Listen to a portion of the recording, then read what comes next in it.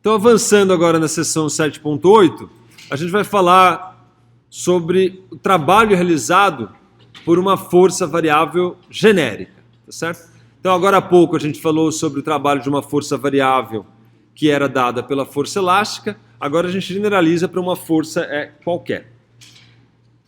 Então, para isso, a gente vai voltar agora para o nosso problema, né, que tinha uma conta em um fio, tá certo? Então, se você se lembrar, a gente tinha um trabalho lá que a gente fez, que era uma conta, tem um fiozinho, e eu tenho aqui uma conta, aqui uma miçanga, o que vocês quiserem, que está presa aqui nesse fio, tá certo? Mas agora, a gente vai supor que o módulo da força varia com essa posição. Então, você tem uma força aqui aplicada, F, mas que não é mais constante, é um F que depende da posição. Então está aqui a minha posição inicial, que eu posso chamar de 0, e à medida que essa força, que essa conta vai se deslocando nesse fio, essa força aí, ela vai variando na posição, tá certo? Então o módulo de F de x da força varia à medida que essa força realiza trabalho. Então, só para a gente enxergar, vou inserir uma figura aqui. Então, essa figura, ela mostra o gráfico de uma força variável, unidimensional, tá certo? Então, essa força aqui, ela depende só de x, tá claro? Não depende nem de y, nem de z, então é unidimensional.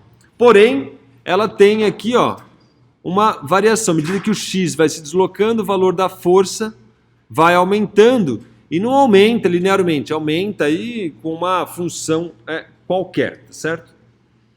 O nosso objetivo aqui é calcular o trabalho realizado por essa força, tá certo? Quando a mesma vai deslocando essa partícula aqui de uma certa posição inicial xi para uma certa posição final xf. Para isso, a gente vai fazer novamente o uso do cálculo. Para resolver esse problema, o que a gente faz, então, é dividir a área sobre a curva, dessa curva aí, em um grande número de faixas estreitas de largura ΔX. Então, eu vou pegar e vou picar o meu deslocamento em várias partes. Então, para deixar isso um pouco mais claro, eu vou inserir uma outra figura aqui. Então, o que a gente faz é escolher um ΔX aqui, ó, que seja razoavelmente pequeno, de tal maneira que a gente possa aproximar a força aqui, né, que pode aproximadamente considerar essa força Fx constante nesse intervalo. Certo? Não é constante, né, mas a gente aproxima. Então, você pega um ΔX aqui, ó, e fala que a força aqui é uma força média aqui, ó, certo? Então, constante. Como se a cada intervalo você pudesse, então, considerar essa força constante.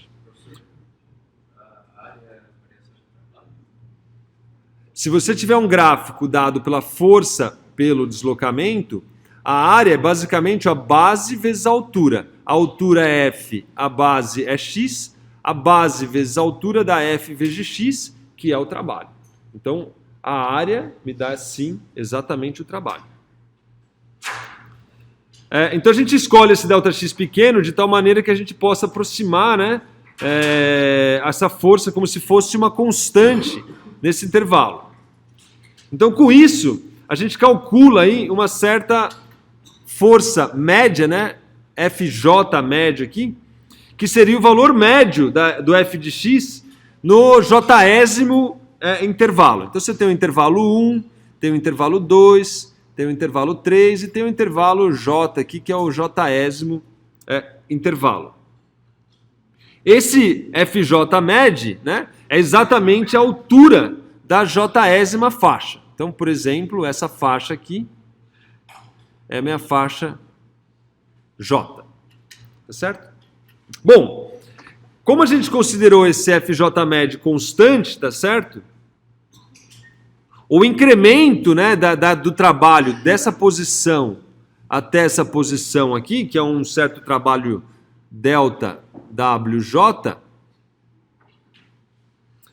realizado pela força nesse jésimo intervalo, ela pode ser calculada agora por FJ med vezes ΔX, tá certo? Ou seja, a base vezes a altura vai me dar, então, exatamente o ΔWJ, que é o trabalho para levar essa partícula daqui até aqui. Note que nesse intervalo eu estou considerando o meu F como se ele fosse constante.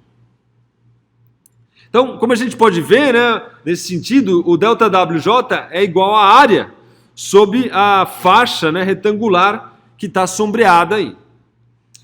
Para a gente calcular o trabalho total, então, o que a gente vai fazer é simplesmente, né, somar todas as áreas, né, as áreas de todas as faixas entre o meu XI e o meu XF. Então eu calculo essa área desse pedaço aqui, calculo a área desse pedaço aqui e vou calculando uma a uma, tá certo? Então o trabalho total vai ficar uma somatória em J desses Ws, ΔWJ, que nada mais é do que uma somatória em J de FJ med vezes o ΔX. Note que o ΔX, né, é sempre igual. Eu pego vários intervalos com o mesmo ΔX, e assim por diante. Vale frisar, no entanto, né, que essa equação aí é uma aproximação da curva real f de x, né? Porque a gente está trocando essa curva por um monte de degrau, tá certo? O que, de fato, dependendo do tamanho de ΔX, pode ou não ser uma boa aproximação. Assim, para a gente melhorar essa aproximação, o natural seria a gente reduzir a largura do ΔX. Quanto menor esse ΔX, melhor vai ser essa minha aproximação, tá certo? Então a gente vai diminuindo esses ΔX para que esse resultado tenda cada vez mais a ser o resultado real do W, tá certo? Do trabalho. Então, é basicamente conforme essa figura aqui, ó. Então tá aí, ó. Basicamente o que a gente faz é diminuir esse ΔX. Você vê que agora, cada vez mais a área aqui por debaixo aqui está se aproximando à área debaixo dessa curva, tá certo?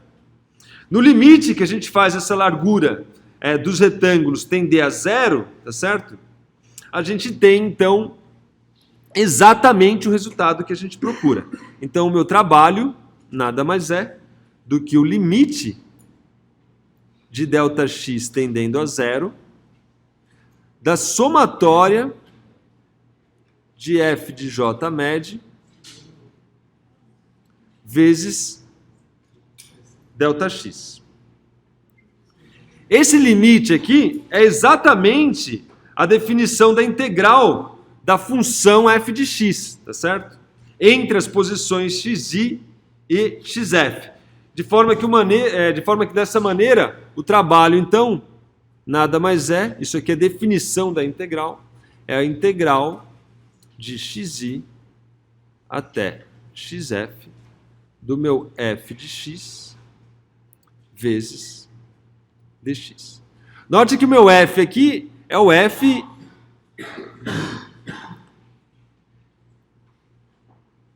que está na direção do deslocamento, tá certo? Esse aqui seria o meu f de x, que está de fato aqui, aquele que é paralelo ao deslocamento. Esse aqui eu vou chamar de f de x, f' de x. Tá? Então é a componente que é paralela ao deslocamento. Então esse aqui é de fato o trabalho de uma força variável. Ou seja, em outras palavras, se a gente conhecer a função f de x, seja ela qual for, basta a gente substituir nessa equação acima aqui, introduzir os limites de integração, tá certo? Que são apropriados, no nosso caso aqui a gente quer calcular o trabalho de xi até xf, efetuar a integração e finalmente, então, calcular o trabalho. tá certo? É isso que é o caminho das pedras, é esse que é o caminho das pedras. Geometricamente, o trabalho é igual, então, como bem se atentou nosso colega, a área entre a curva e o eixo x, tá certo? Entre os limites xi e xf. Então, o trabalho fica exatamente igual a essa área, só inserindo a figura para enfatizar. Então, tá aqui, ó, o trabalho total da força variável.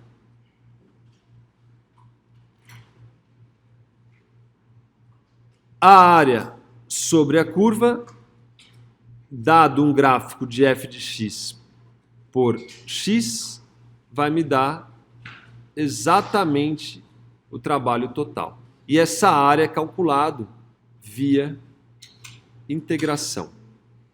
Dado uma força qualquer, eu simplesmente substituo a função da força, integro e aplico os limites de integração. Vale a gente também avançar um pouquinho numa análise tridimensional. Então aqui a gente se limitou a uma força na direção x, mas a gente pode expandir isso um pouco mais. Então, a análise tridimensional a gente pode estudar e deve também. Então, vejamos agora, para a gente generalizar aí, o caso de 3 dimensões. Então, vamos considerar uma partícula sobre a ação de uma força que é dada por uma expressão assim. Você tem uma f de x na direção y, você tem uma certa f de y na direção j, e você tem uma certa f de z na direção k, cujas componentes aí fx, fy e fz podem depender da posição da partícula. Aqui, para simplificar, a gente vai supor que o f de x depende só de x, tá certo? Ou seja, basicamente a gente vai se limitar a isso aqui, ó, f de x depende só de x, o f de y depende só da posição y, e o f de z depende só da posição z. Note que isso é um caso também particular. A força na direção x, ela poderia depender da posição da partícula no x, y, z, tá certo? Não estou levando esse caso em conta. Ou seja, a força que aponta na direção x, em teoria, poderia ser diferente. Se ela está aqui, aqui, aqui, aqui. Dependendo de onde ela estiver no espaço, a força em x poderia ser diferente. Aqui, para todo valor y e z, a força f de x não varia. Ela só varia dependendo da posição em x. É um caso particular, tá certo? Então, meu f aqui, de x, y, z, é esse caso particular, tá certo? Vamos supor agora que a partícula também sofra um deslocamento, tá certo? Então, vou supor um deslocamento infinitesimal, que eu vou chamar de dr, que é um dx na direção y, mais um dy na direção j, mais um certo dz na direção k. Ok? Dessa forma, então, o trabalho realizado, dw, durante esse deslocamento infinitesimal, é f de x, y, z, produto escalar com dE. Se você fizer o produto escalar, você vai encontrar que o dw é um f de x dx, mais um f de y, que depende só de y dy, mais um f de z, que depende só de z, dz.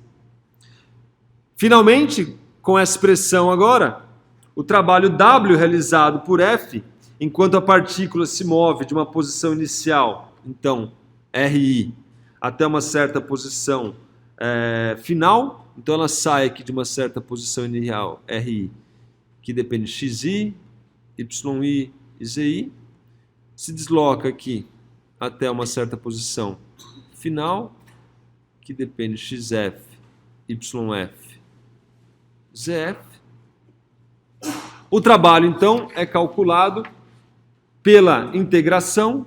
O trabalho é igual à integral de dW de um certo RI até um certo RF, que nada mais é, então, do que a integral de XI até XF de f de x dx, mais a integral de um yi até um yf de fy de y dy, mais a integral de um certo zi até um certo zf de f de z dz. Note que se o f possui somente a componente x, por exemplo, os termos que envolvem y e z são nulos e a gente recupera o resultado que a gente tinha anteriormente aqui, quando estudamos a força unidimensional. Então, a ideia é basicamente calcular a integração para cada uma das componentes das forças. Para concluir essa sessão, a gente vai avançar um pouquinho mais, falando sobre o teorema do trabalho e energia cinética com uma força variável. Então, avançando na sessão, a gente trata agora o teorema do trabalho e energia cinética, que é um tema que a gente já trabalhou anteriormente, mas agora considerando uma força variável. Então, a gente pode também verificar o teorema do trabalho e energia cinética para uma força variável qualquer, tá certo? Para tal, a gente vai precisar também de alguns fundamentos do cálculo. Pode ser que na sessão vocês tenham alguma dificuldade, mas não se preocupa não, que só quero mostrar a dedução aqui. Isso não vai ser exigido de vocês, mas é importante a gente se atentar de que isso também funciona, que o teorema do trabalho também é válido para uma energia, para uma força variável. Então vamos considerar aqui uma partícula de massa m que se move ao longo de um eixo x, tá certo? E ela está sujeita a uma certa força f de x, que é paralela a esse eixo x. Bom, então como a gente já viu, o trabalho nesse caso é um trabalho W, que é dado por uma integral de xi até um xf de f de x dx, tá certo? Pela segunda lei de Newton, isso aqui pode ser escrito também como uma integral de xi até xf de ma, no meu caso aqui é um ax, dx. Então a gente faz uso da segunda lei de Newton para substituir o f de x por ma. Bom, agora é fácil para a gente mostrar, talvez não na fase que vocês estão ainda, mas muito breve será, que ma vezes dx pode ser escrito como sendo m dv de t vezes dx, tá certo? Onde aqui o v é uma função, né, que depende da posição. Para cada posição x, a velocidade varia, tá certo? Então, além de depender, obviamente, de t. Então, a velocidade depende de x, que, por sua vez, depende da posição. O x depende de t. Ou seja, em outras palavras, o meu v é uma função aqui que depende de um x, que por sua vez depende de uma posição, depende do tempo, certo? V depende de x, que depende de t. Dessa maneira, a gente usa uma regra que é chamada regra da cadeia, tá certo? Vocês vão ver muito breve aí, se é que já não estão vendo, para derivar dv dt. Então, se você tem um v que está sendo derivado em função do tempo, mas ele é dado em termos de uma função que depende do tempo, então dV dt nada mais é do que dV dx dx dt. Tá certo? Isso aqui é a minha regra da cadeia. O dx dt a gente já sabe o que é a velocidade, a taxa de variação da posição no tempo, de forma que o meu dV dt nada mais é do que um dV dx vezes a velocidade. Com isso, então, em mãos, a gente troca o nosso ma dx, que por sua vez é igual a um m dV dt, por dV dt nada mais é do que dV dx vezes v vezes dx. Esses dx aqui vão-se, e isso aqui fica mv dv. Ou seja, ma dx pode ser escrito como mv dv. Pronto. Aí fica muito mais fácil, porque o que eu quero mesmo é a variação da velocidade, o trabalho em função da variação da velocidade, substituindo na minha expressão do trabalho, o trabalho é igual. Na posição inicial eu tenho uma certa velocidade inicial, na posição final eu tenho uma certa velocidade final, e isso me dá m de v dv. A integração desse é qual é a função cuja derivada me dá mv. Essa função é mv ao quadrado sobre 2, e isso é de vi até um certo vf, de forma que, substituindo os limites de integração, substituo o vf aqui primeiro, mvf ao quadrado sobre 2, menos a posição inicial, mvi ao quadrado sobre 2, que é exatamente a variação da energia cinética. Então, vale notar aqui que quando a gente troca a variável de integração de x para v, a gente também troca os limites de integração em termos dessa nova variável, certo? Como a gente pode notar, o lado direito da equação acima são as energias cinéticas, tá certo? Então, essa expressão aqui é a energia cinética final, essa aqui é a energia cinética inicial, de forma que o trabalho é igual à variação da energia cinética, que é o teorema que a gente queria mostrar do trabalho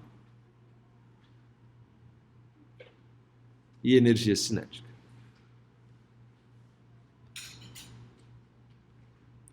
Ou seja, independente se a sua força é variável ou não, o teorema do trabalho e energia cinética ainda assim é válido.